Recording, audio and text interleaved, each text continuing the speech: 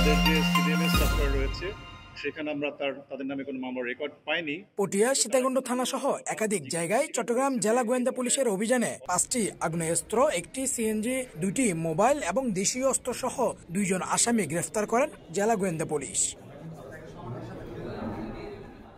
বৃহস্পতিবার দুপুরে এক সংবাদ সম্মেলনে এ তথ্য জানান চট্টগ্রাম জেলা গোয়েন্দার অতিরিক্ত পুলিশ সুপার রাসেল। তাছাড়া গত 25 মে একটি ট্রাক ভর্তি গরু ডাকাতির ঘটনায় পুলিশ দ্রুত অভিযান চালিয়ে উদ্ধার করে ডাকাতি হওয়া 12টি গরু ও ছিনতাইকৃত ট্রাক। গ্রেফতার করা হয় প্রধান অভিযুক্ত আসামি তানজিদ হোসেন তামিমকে।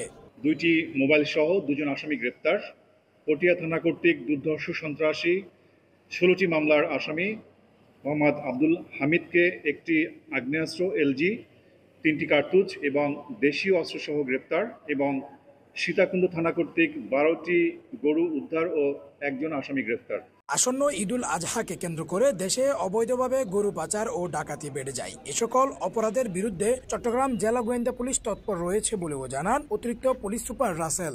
মাননীয় পুলিশ সুপার মহোদয় তার নেতৃত্বে আমরা কিন্তু এই যে চট্টগ্রাম জেলার যে সড়ক এবং মহাসড়কগুলো রয়েছে প্রতি রাত্রেই কিন্তু আমরা সেগুলো টহল দিচ্ছি এবং সেক্ষেত্রে ওসি সাহেব এবং সার্কেল অফিসার যারা আছেন তারাও কিন্তু তার নিজস্ব এলাকায় এই অভিযান পরিচালনা করছেন এবং গভীর রাত্রে এই যে টহল যেটা আর কি এটা কিন্তু চালিয়ে যাচ্ছেন।